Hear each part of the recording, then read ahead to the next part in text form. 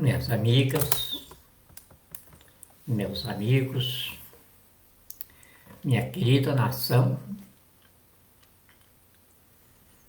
meu abraço. Eu estou redigindo um ato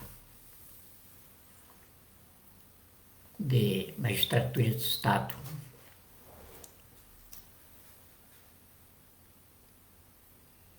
como magistrado supremo do Brasil. Nesse momento, a gente precisa ter muita isenção em pessoalidade para restar em justiça. Então, o ato, eu estou determinando que todos os militares de qualquer patente, de qualquer grau, que esteja integrando a milícia bolsonariana, que desde o dia 1º de janeiro de 2019 esbulha o Palácio do Planalto e demais próprios públicos do governo do Brasil na condição de bandido, terrorista, apátrida, genocida, ladrão do país, no projeto de poder do PT de comunizar o Brasil em 22 anos, através do roubo do país, do massacre da nação e da destruição da pátria.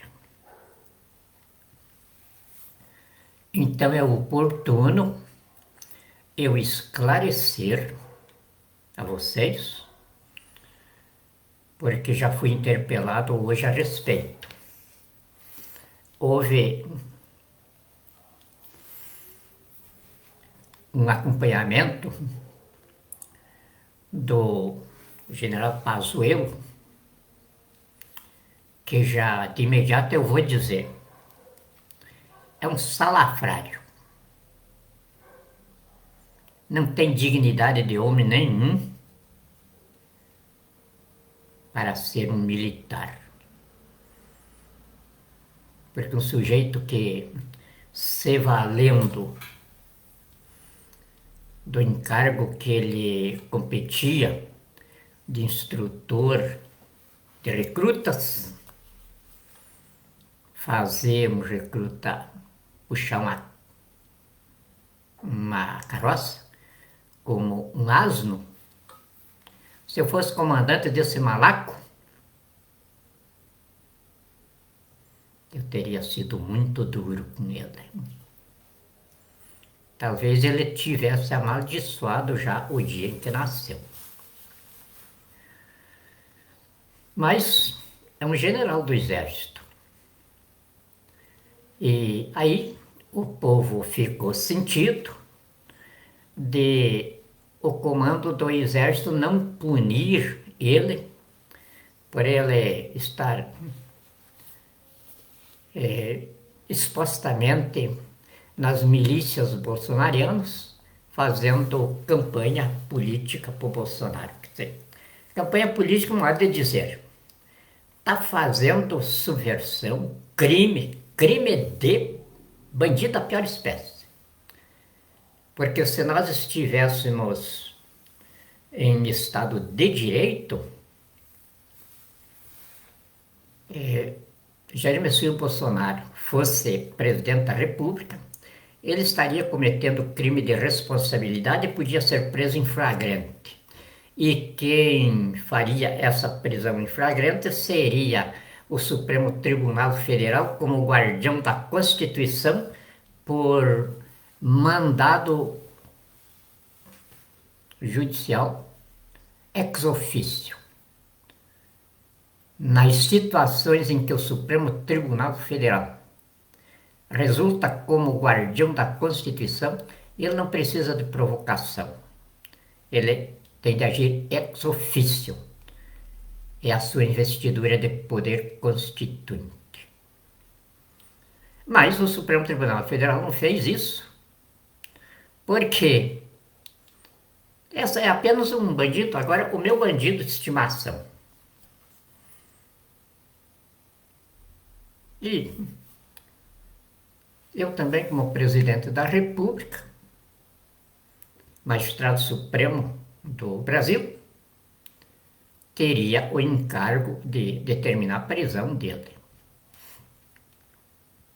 Mas também existem momentos que o chefe de Estado tem de levar em consideração uma série de ponderações que às vezes excedem o rigor institucional, o rigor da própria Constituição. É o momento que nós estamos vivendo, já falei aqui, muito sensível. Talvez a humanidade não tenha ainda chegado em todo o seu percurso histórico a um momento tão crítico como este. Nós não podemos aliviar a nossa mão de sobre a China. Nós temos de continuar fazendo o que estamos fazendo lá. Não podemos aliviar determinados propósitos que a humanidade talvez não entendesse neste momento, como não está entendendo. Porque estamos aqui para dar transposição a esta geração de terráqueos sobre o abismo em que ela chegou na sua loucura, no seu desvario de burrice pura. Como já falei num vídeo aí. É o momento agora das pessoas chegarem para o seu automóvel e perguntar para ele qual é a minha saída. Chegar para os seus aviões. Diga por onde a humanidade tem de sair, tem de seguir. Chegar para os seus transatlânticos, os seus mísseis, os seus bombardeiros, os seus equipamentos de destruição da vida na Terra e interrogá-los qual a lógica da coisa que os produziu e qual é a saída que eles têm agora. A humanidade se fechou contra si mesma. E é engraçado como esse espírito que ela gera se faz presente. A focinheira na cara diz isso. A humanidade bateu com o nariz no muro. No muro que ela própria criou e não tem fórmula. Na invasão de robôs da Terra que ela produziu e aos quais submeteu-se a si própria. A humanidade que está aí não é mais uma espécie no sistema biológico solar. É uma energia biológica a movimentar a sua massa robótica que domina a Terra. Que domina a Terra são as motos, os automóveis, os aviões, os ônibus, enfim, essa parafernália toda que a humanidade produziu, pensando que isso era qualidade. Aliás, não pensava em qualidade de vida, ela pensava em lucro. As multinacionais que produziram isso e continuam produzindo, jamais pensaram em bem-estar do ser humano. Pensavam em lucros. E do lucro, então, partiam para a dominação da humanidade. E daí vinha as multinacionais, que o Lula beijava aí, antes de ser o chefe de todos. Depois mostrou que era só um bandido, malaco, cafajeste, sem vergonha, sem dignidade nenhuma. Como toda a rafuagem que está aí no projeto de poder do PT de comunizar o Brasil em 22 anos, cuja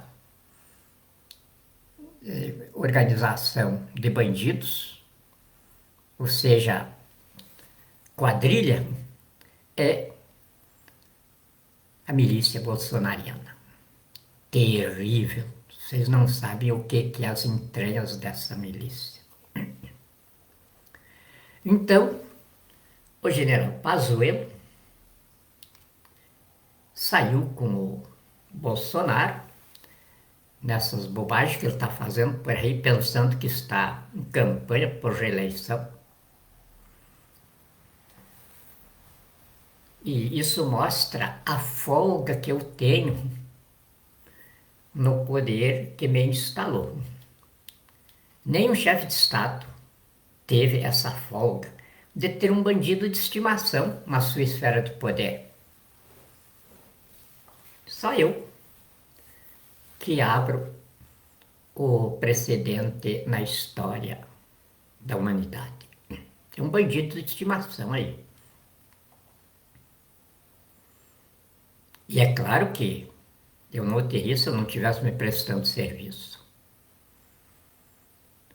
E ele arma os embustes dele, as armadilhas dele, como eu, cada passo arma uma sobre ele. E ele cai como um patinho.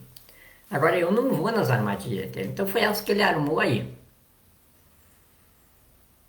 Ele é tenente do exército e um tenente sabe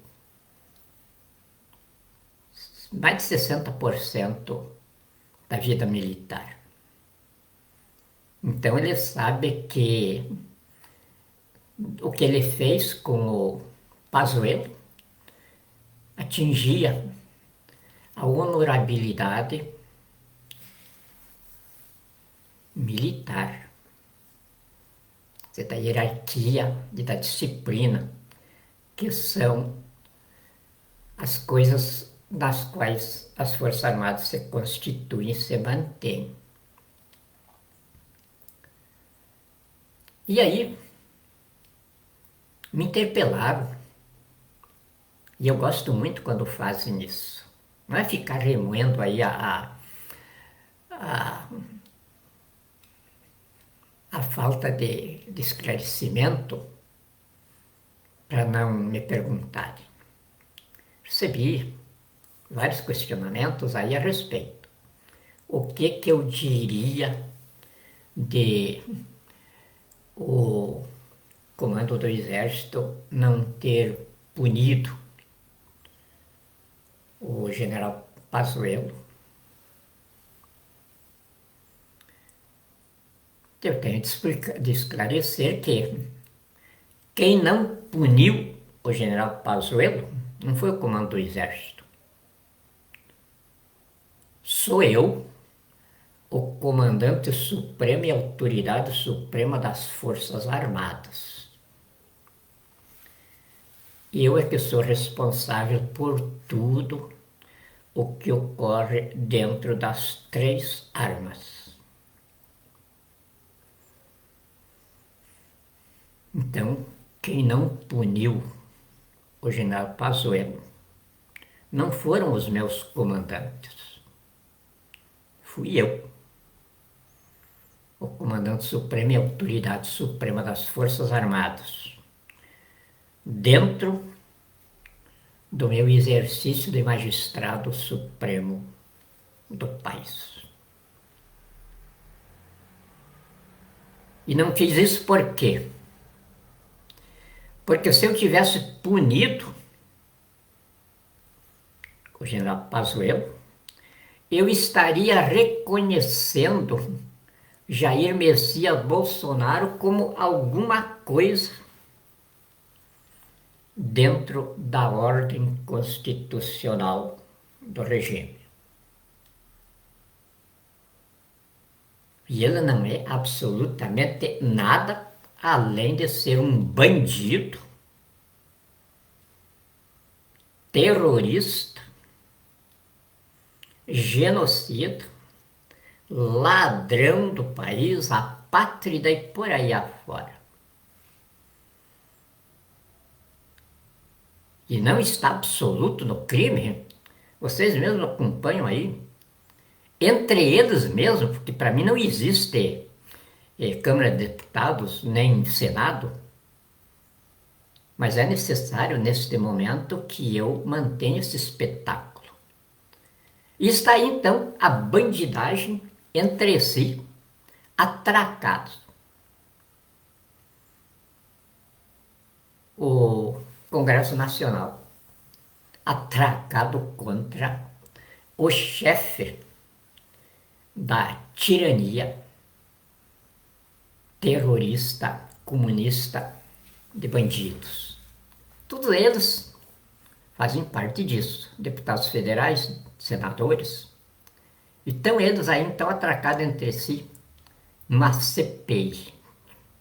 Se nós estivéssemos numa normalidade institucional no país, é claro que o presidente dessa CPI já tinha elementos suficientes para mandar prender Jair Messias Bolsonaro. Mas é resenha entre bandidos. E eu acho que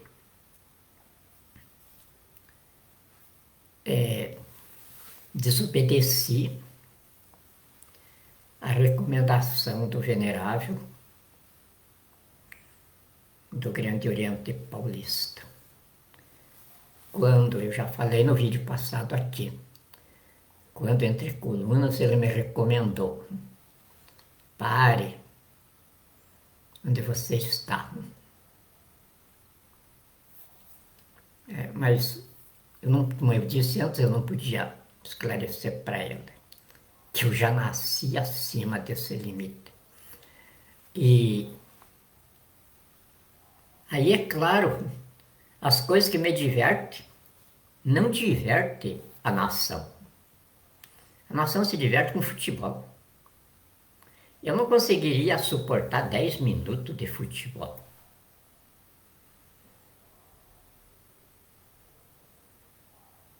E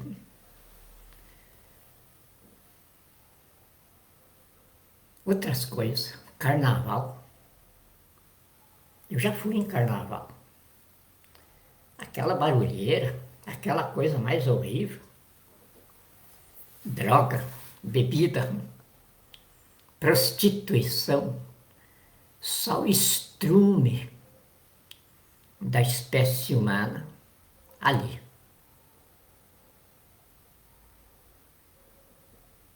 Também não consegui aguentar. Então é por isso que sou diferente. Como um aleijado qualquer.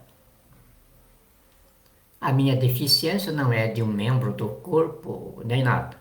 A minha deficiência é de um espírito alienígena, incorporado na criatura tridimensional terráqueo. Isso não espanta mais. A ciência já se familiarizou com o assunto e está vindo aí, vocês estudam. Eu acho que dificilmente uma casa hoje não tenha um índigo, um cristal, como dizem os espíritos, e com muito acerto. Estão aparecendo aí os alienígenas de toda estirpe. Eu tenho a última da minha família, a minha Alice. Não me canso de ver o vídeo dela aí convidando vocês aí para participar da página que ela está abrindo agora. Tem 5 aninhos. E ela hoje que está comandando praticamente a família, inclusive eu. Então não há mais novidade nisso. Eu passei muitos e muitos anos escondido. Porque às vezes quando eu ameaçava falar alguma coisinha fora do contexto, eu começava a ser gozado. No meu tempo de escola, de universidade, não havia ainda essa figura da que tem hoje aí, do bullying, que é lá nos Estados Unidos. Mas eu sofri bullying, eu acho que desde que nasci. Menos da dona Vicência. A mãe me contava sempre que quando ela me pegou, dona Vicência era parteira da fazenda. E deu aquele tapinha para chorar. Ela disse para a mãe, Candinha, é um menino e é lindo. Eu sempre recebia aquela informação da quantia que a minha mãe me achava feio e me consolava daquele jeito. E dali para frente, eu era aquela coisa. Se houvesse bullying, eu era uma eterna vítima de bullying. Mas quieto. E aí, aprendi a ser silencioso. A escola, para poder me manter, eu tinha de estar em silêncio. Isso não acontecia que nem acontecia com a minha Ana. Era entrar na escola e dentro de pouquinhos dias já tinha aquela encrencarada com as professoras. E aí eu tinha de ir lá e acertar a situação. O que a gente vai fazer se é estrangeiro? O que vocês fazem saindo daqui e chegando lá na Sibéria, no Japão, no Congo? Fica totalmente deslocado. Mas tem é de se adaptar, fundir-se à humanidade que nos acolhe. E isso a gente só faz pelo caminho do amor. Porque a gente tem que compreender as pessoas. Para compreender as pessoas não é com ódio. O ódio repele. E aí não se amolda a nada. Então Deus faz as coisas tudo muito bem feitinho. E ele sempre está fora. Não se compromete com nada. E então, não, o caminho natural meu é o que eu segui, o da guerra, mas não o da guerra armada, o da guerra de inteligência, na qual eu estou até hoje. E por isso, na época do regime militar, eu recebi da turma da FC2 o apelido que eu já disse aqui várias vezes, de peidão. Porque diziam os meus companheiros militares. Quando eu começava, a coisa parecia que ia haver um vulcão e as entranhas do poder viriam tudo à tona. Mas ao invés disso, terminava tudo com abraços e todo mundo seguindo para o mesmo rumo. Aconteceu agora. Eu comecei amparado por 370 generais, oficiais superiores e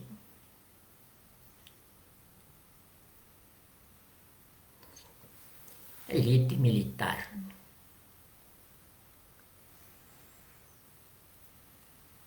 A maior parte meio decepcionado, porque eu assinei em 2012 o compromisso para as Forças Armadas ser morto e não preso se conduzisse a nação a erro. Muitos generais diziam que era muita pretensão para um homem tão pequeno. E eu dava razão para eles, porque eu também achava que era muita pretensão, mesmo que eu tivesse 120 quilos e 2 metros de altura. Era muita pretensão. Mas eu não tinha outra saída. E aí está o Brasil, fora da guerra civil que era inevitável. Todos os cientistas políticos e analistas de guerra diziam: dessa o Brasil não sai pela sua tradição de paz. O aspecto externo era mesmo disso. A Dilma tinha alugado 34 mil terroristas de 13 países africanos que produziam essa espécie para vender para os fundamentalistas árabes e vender para os Estados Unidos e as potências aí que viviam em guerras. A Dilma alugou 34 mil e pagou o aluguel adiantado. E não tem mais ninguém deles aqui no Brasil. E chegamos então agora a situação inédita. Eu, efetivamente, no comando do país, e o Jair Messias Bolsonaro do golpe, sujo, nojento, baixo, que o coitadinho do general Vilas Boas arquitetou, me lambuzando pela frente, pensando que eu era um besta. E eu só vendo como é que ele agia, o que ele fazia, as reuniões dele com os generais, sabia de tudo. Mas deixei que ele caminhasse. Porque quando ele pensou que tinha efetivado o golpe, eu o avisei de que eu estava pronto. O socorro humanitário estava regimentado, em perfeita situação de ataque, sob o meu comando. E foi aquele rebuliço. E o general Mourão, outro crápula, que não merecia a farda, correu, foi fazer uma reunião de países lá. É uma palhaçada. A gente fica junto, que como eu estava dizendo antes, na minha esfera de existência, talvez a minha diversão seja macabra. Macabro eu dizer, meu bandido me diverte, como o bobo da corte divertia o rei antigamente. E eu fico pensando, a hora que eu não tiver o meu bandido aí, fazendo as lives dele, correndo para lá, correndo para cá, fazendo a campanha de 2022. O poder vai ser muito chato. Será que eu vou aguentar?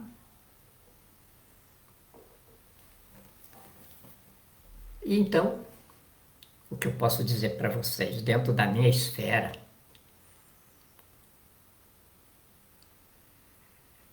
talvez seja até repugnante, é o jeito de eu dizer para vocês, estou feliz demais. Um Estado paralelo, terrorista, policial, judiciário de bandidos, é o espetáculo que resultou da guerra de inteligência. Eu, como chefe supremo do Estado Democrático de Direito instituído pela Constituição, e o meu bandido aí, chefiando o Estado paralelo, terrorista, policial, judiciário de bandidos, que foi imposto pelo projeto de poder do PT de comunizar o Brasil em 22 anos, pelo roubo do país, massacre da nação e destruição da pátria. É macabro, é sinistro. Um espetáculo desses para um único espectador. Eu, o chefe de Estado brasileiro. Está aí. Os historiadores lá para frente iriam dizer isso. Então, por que eu deixar para dizerem na hora em que eu não estou aqui para me defender? Eu mesmo estou dizendo agora. E não eu expor aquilo que os historiadores iam expor lá para frente, eu já estou me acusando ao veredicto do meu povo.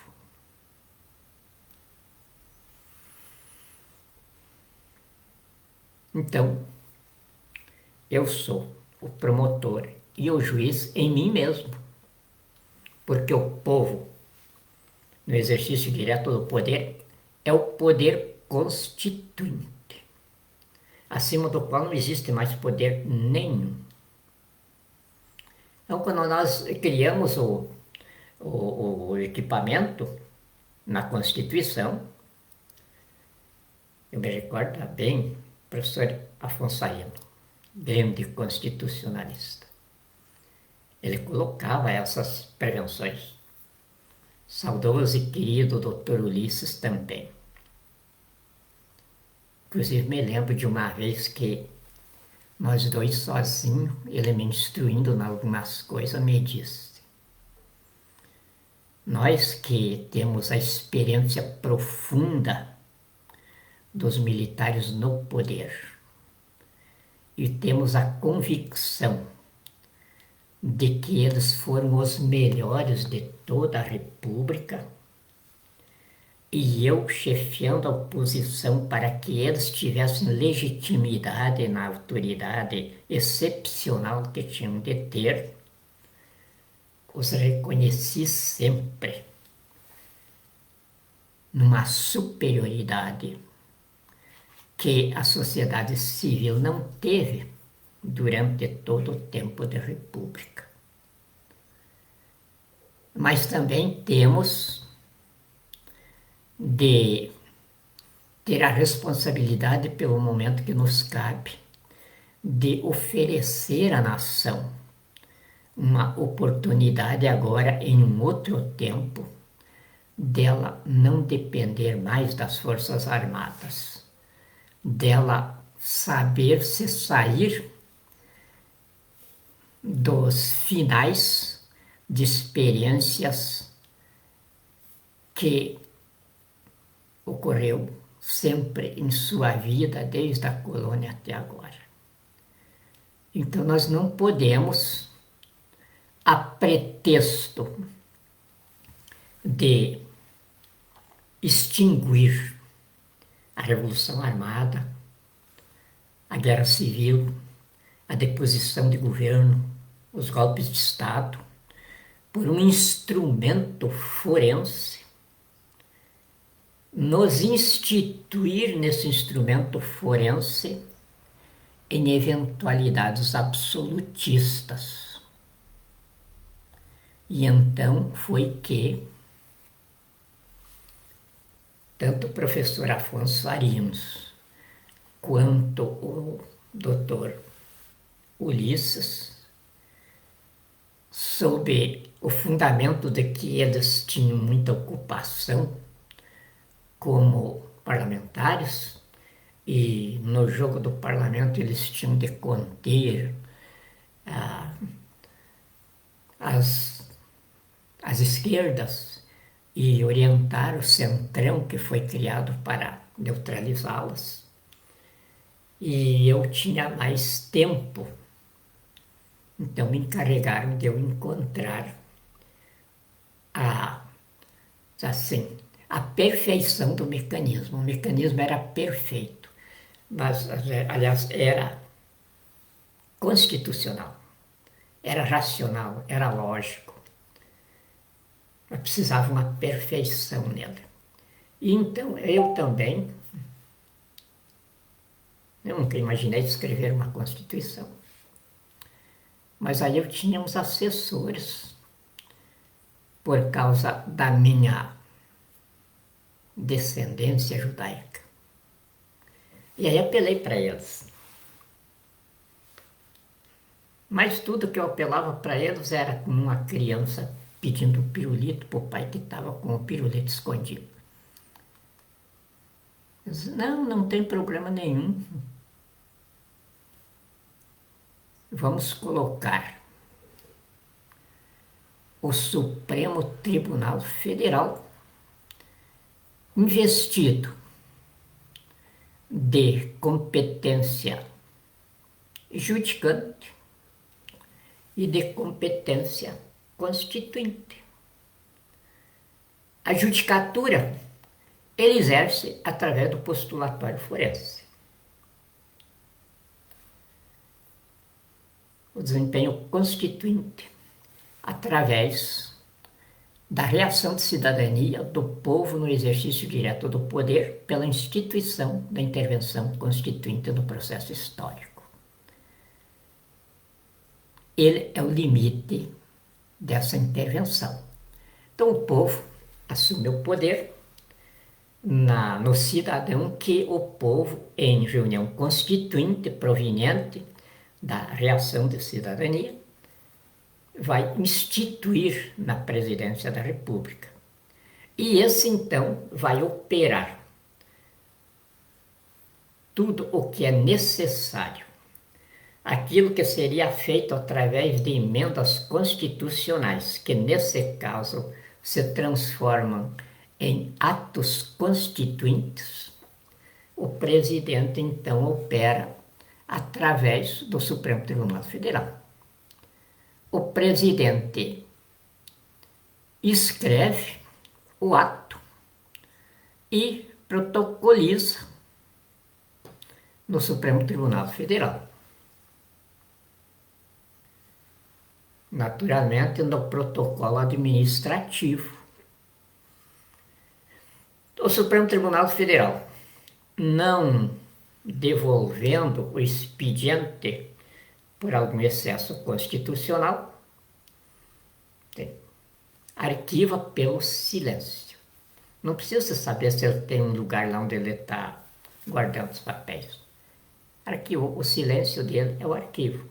Mas o Supremo estabeleceu o arquivo desse expediente da relação entre poderes. E recebe normalmente. Até agora não rejeitou nenhum.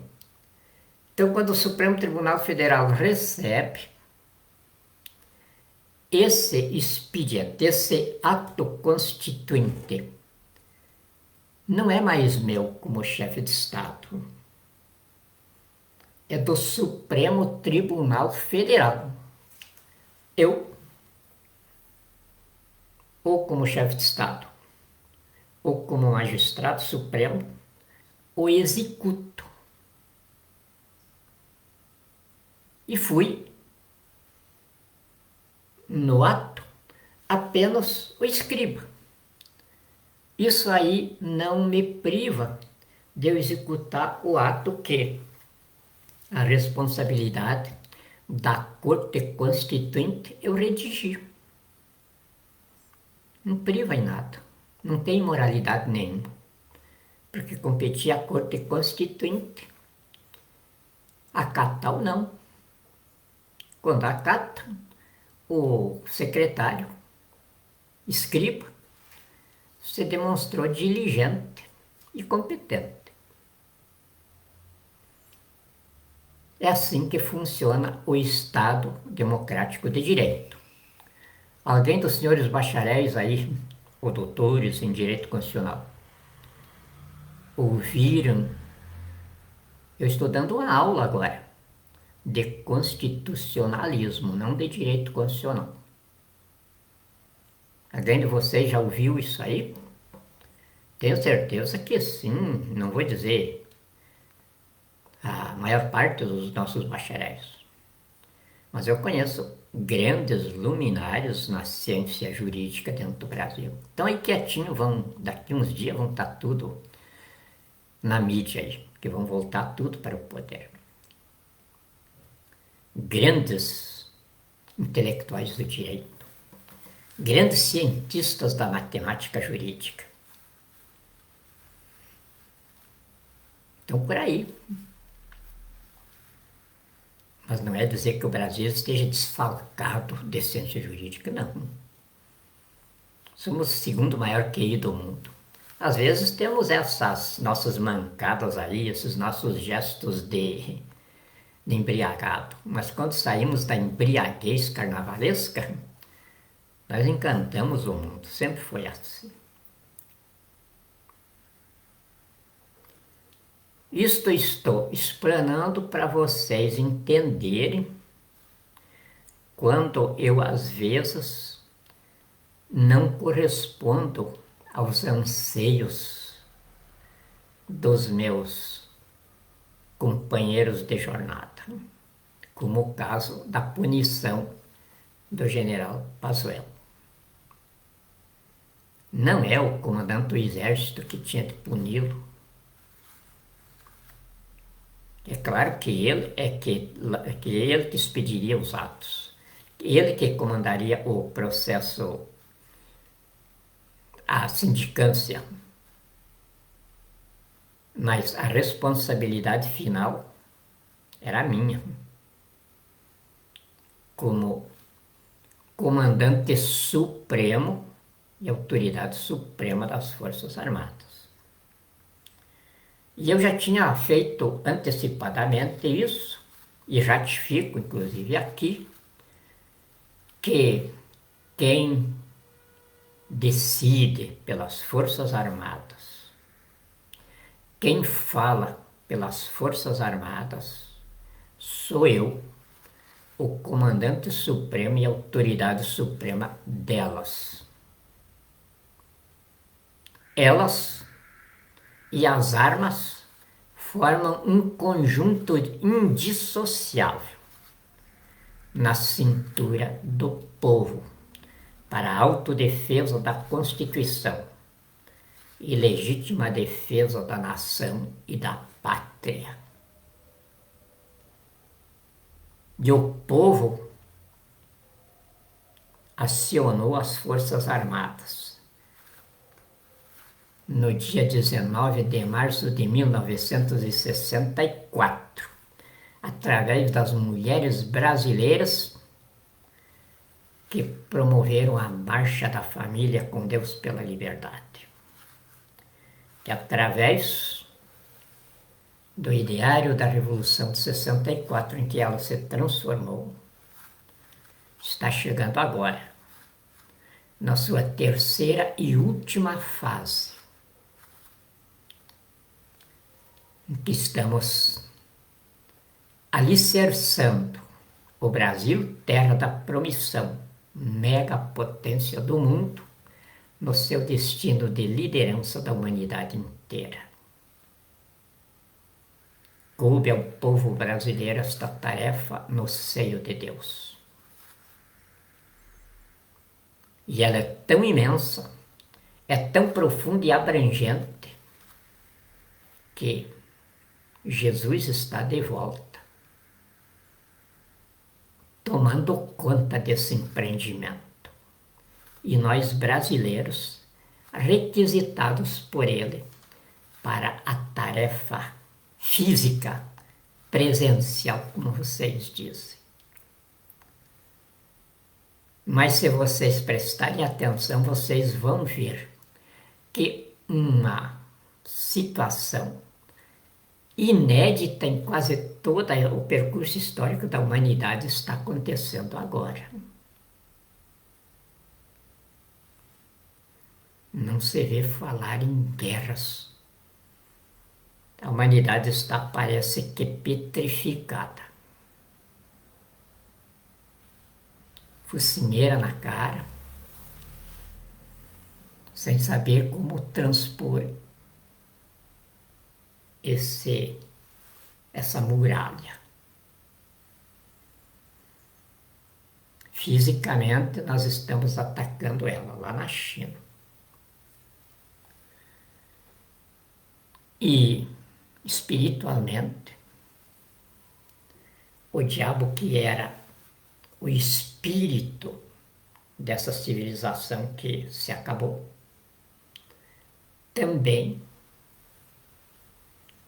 já se rendeu. E agora está o velhinho aqui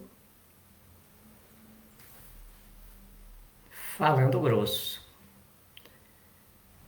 Chefe de Estado da quinta maior nação do mundo, no quinto maior território do planeta,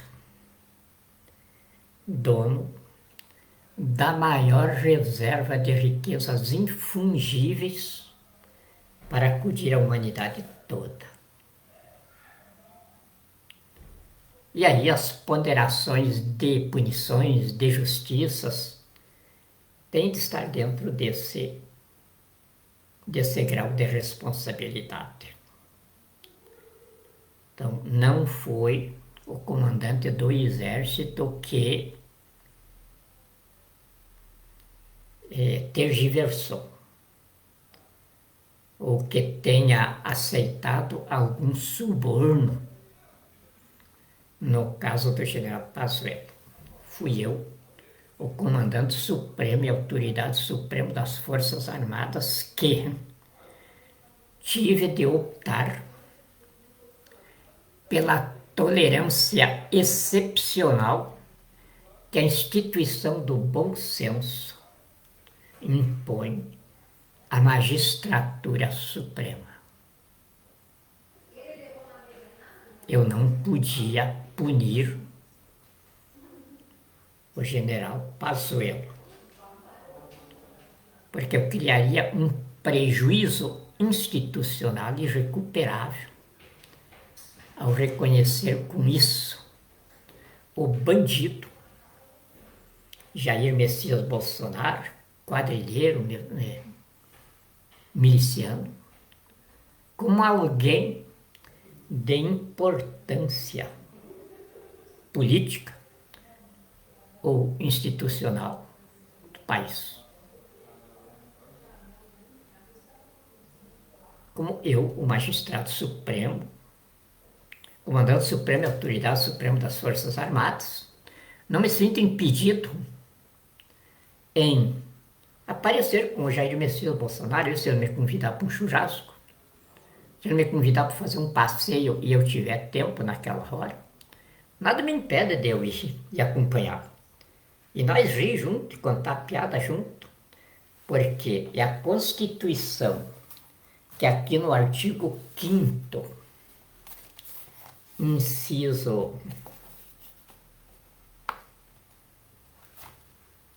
Artigo 5º, inciso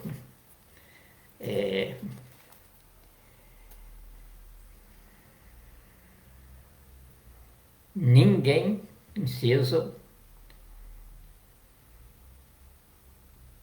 37, ninguém será considerado culpado até o trânsito em julgado de sentença penal condenatória. Então, como o Supremo Tribunal Federal aplicou isto aqui para soltar o Lula, em condenação até no Superior Tribunal de Justiça, mas a condenação dele não foi ainda julgada no Supremo Tribunal Federal. Então ele está aqui dentro do artigo 5º da Constituição e o Supremo não errou em soltá-lo. Enquanto ele não tiver uma sentença judicial transitada em julgado, tem a seu favor a presunção de inocência, ou seja, de titular de espaço entre a gente. É o caso do Bolsonaro. Bolsonaro está cheio de encrencas, como o Pazuello também. Como todos os ministros dele, é tudo uma máfia de bandidos. O ministro da Economia dele, cheio de problema com a Polícia Federal. Todos eles do mesmo tipo. Porque é verdade a lição que se aprende da sabedoria popular. Os iguais se atraem, se completam e se realizam. Não pode ter um anjo no meio dele, um exército do diabo. Mas a nossa Constituição aqui, enquanto não existe a sentença transitada em julgado, Jair Bolsonaro tem que ser considerado por mim, como eu considero os meus filhos, os pastores, os padres, o Papa e a minha nação trabalhadora e decente inteira. Quando tiver uma sentença transitada em julgado, é claro que eu não vou poder ir numa festa com ele, porque ele vai estar preso lá na cadeia. E daí, se eu for numa festinha dele lá na cadeia, aí sim, aí eu me comprometo. Seria o caso do general Pazuello. Então, por enquanto, é aquilo que o comandante do Exército falou. Não tem ainda a figura penal que legitime uma punição. Então, eu não entrei na arapuca do meu bandido de estimação, mas me diverti com o espetáculo. Pelo menos movimentou a plateia.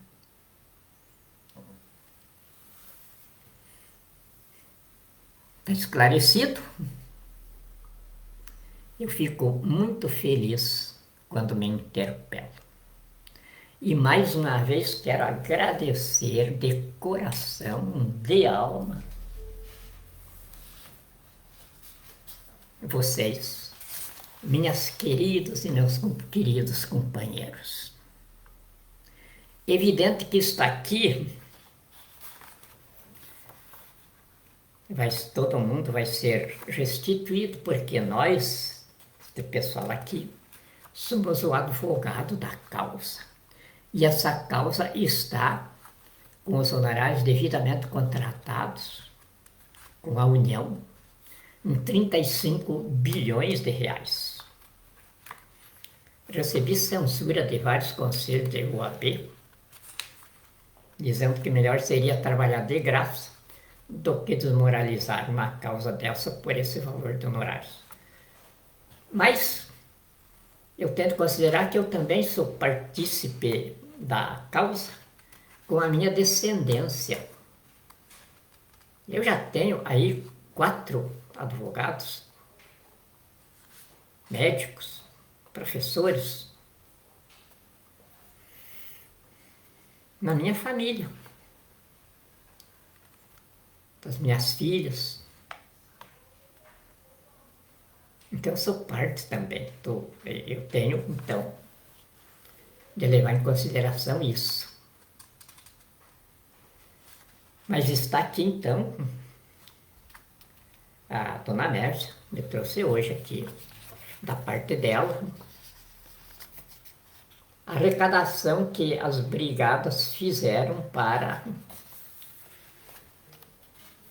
as despesas desta nossa fase agora de execução da intervenção constituinte no processo histórico. E essa fase, então, pesou porque os aluguéis em Brasília estão muito caros.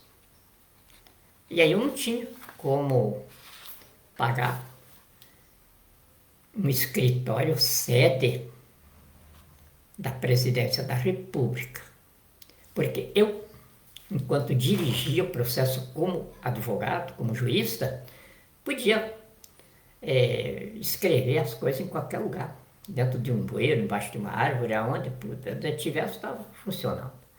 Agora, falando pelo Brasil, perante os chefes de Estado do mundo, então já não daria para ser desse jeito. E eu não tinha dinheiro para alugar um apartamento aí, um escritório, no nível que a humanidade estabeleceu. E também não posso nem pensar em fazer um cerco de tanque no Palácio do Planalto e fazer essa arruaça toda. A milícia de Jair Bolsonaro é muito grande. Eu não quero saber de briga. Como eu já falei muitas vezes aqui, pessoalmente não tenho nada com o Jair Bolsonaro e nem com ninguém das quadrilhas, das milícias dele. Para mim é toda a nação brasileira. E que eu tenho de ter jogo de cintura, eu tenho de ter competência psicológica, eu tenho de ter todo o preparo para o exercício do cargo, que é de uma entidade praticamente sem nome, sem suscetibilidade, sem alma. Nada pode me ferir. Nada pode me tirar do que eu escrevi no artigo 3º, incisos 1º e 4º da Constituição. Eu tenho de ser aquilo que eu escrevi ali. E aí o Jair Bolsonaro falou que nem Deus não tira ele vivo lá daquele palácio. Vou eu me meter numa briga nesse nível de proposição? Não deixa ele e Deus que briguem aí na minha frente. Mais um espetáculo que eu estou esperando. O espetáculo vai ser macabro, certamente, mas vai divertir. Para que eu tirar um bandido de lá, então, se ele está me propondo um espetáculo, anunciando um espetáculo de empolgação máxima? Eu vou ver, primeira vez na vida, talvez na existência do universo inteiro, eu ver Deus perder para um miliciano. Como espectador, eu não posso antecipar a vitória nem para um lado nem para o outro. Eu tento ficar absorvendo o espetáculo para me satisfazer ou me decepcionar no final dela. E como eu não vou mesmo habitar o Palácio do Planalto, eu vou construir um ali na esplanada dos ministérios. Parece que Lúcio Costa e Niemeyer fizeram Brasília com aquele espaço ali justamente para esse momento. E ali então, entre os ministérios, que não vai ter ministério mais nenhum, ali vai ser erguida a pirâmide, onde vai funcionar dentro a sede do governo brasileiro, que vai ser para sempre. Porque assim Jesus disse lá 2000 anos atrás, quando ele anunciou este momento: aqueles que acreditarem em mim e se preservarem até o fim, lhes darei a coroa da vida. Que agora sabemos, é de 1,4 trilhão e 200 trilhões de dólares. É mais do que isso. Mas o que nós contabilizamos dá isso aí. E ele finaliza. E governarão comigo para sempre. Então essa pirâmide ali vai ser que nem a pirâmide de Kéops. Ninguém sabe quando foi construída e está lá. Esse é o palácio do governo do Brasil. Mega potência do mundo. Então está aqui, olha. Eu vou passar para a Polícia Federal, que cuida da conta lá. Está aqui todos os nomes das pessoas. Não é para a polícia investigar ninguém, não. Não precisa ninguém ter medo, que eu estou dizendo aqui. Agora, no Brasil constitucional, que já está instalado, ninguém será considerado culpado sem sentença judicial transitada em julgado que assim o considere. E o Lula está aí provando que a justiça brasileira aplica esse princípio. O Supremo mandou as instâncias inferiores colocá-lo em liberdade, enquanto a sentença dele não transitar em julgado perante o Supremo Tribunal Federal, que é a instância final da bronca dele. E aqui está já, amanhã,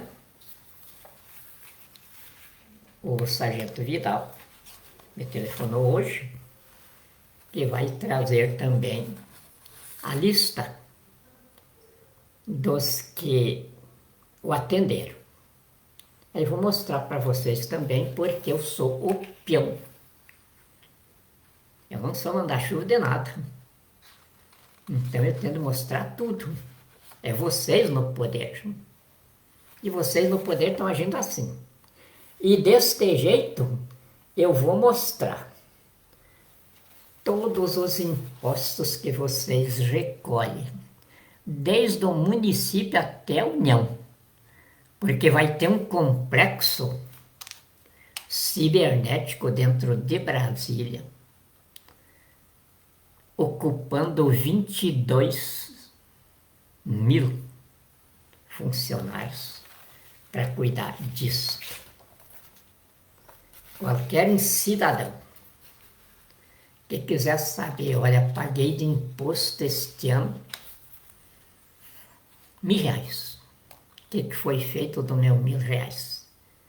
Ele não vai precisar nem consultar ninguém. Ele vai, todos os brasileiros nas escolas, tudo vão receber um manualzinho de como funciona esse sistema, esse cérebro eletrônico do Brasil. E ali ele vai ver o que é que foi feito com o dinheiro dele. Então vai ser aqui. Não vai ter mais ladrão na vida pública do Brasil.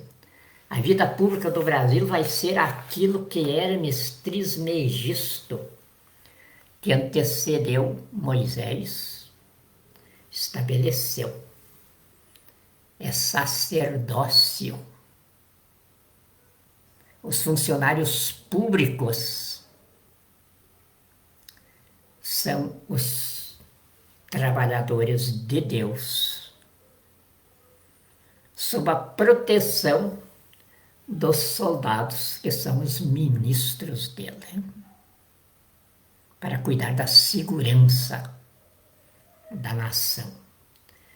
E se Deus foi que estabeleceu isso, é porque nós temos condição de estabelecer a nossa vida, a nossa civilização por esses princípios, dentro desses alicerces. Até agora, quisera Deus que fosse assim. Mas agora,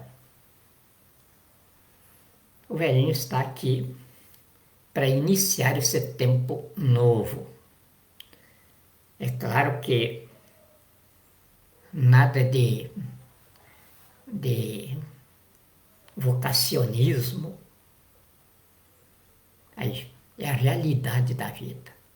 É a escola de Jesus, a verdade, o caminho e a vida. Então não se tergiversa, não se imagina nada, não se ideologiza nada.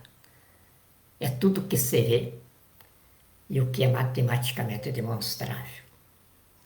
Essa vai ser a vida na civilização brasileira. Eu estou apenas dando o primeiro passo.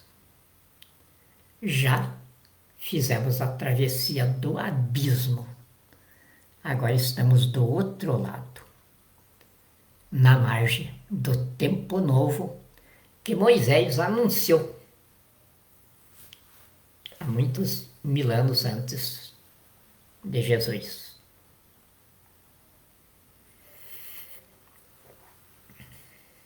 Coube a nós, essa geração de filhos de Deus, viver este momento. Vamos ser gratos por isso a Ele, dia e noite, cantando e o glorificando.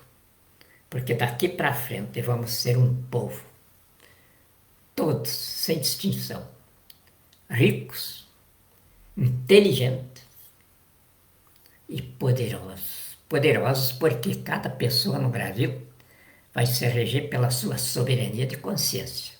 Não mais por ideólogos, não mais por partidos políticos, não. Soberania de consciência de cada brasileiro, porque cada brasileiro é partícipe do seu próprio destino no exercício direto do poder, através do peão que é instituído para isso. Se esse peão não corresponde à confiança do povo, o povo, do mesmo modo que o instituiu, o desinstitui. Claro que agora é a democracia institucional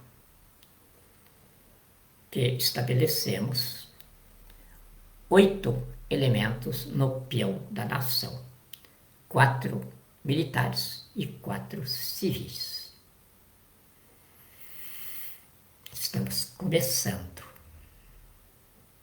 Deus nos guarde, nos abençoe e nos une cada vez mais em sua misericórdia e graça. Muito obrigado.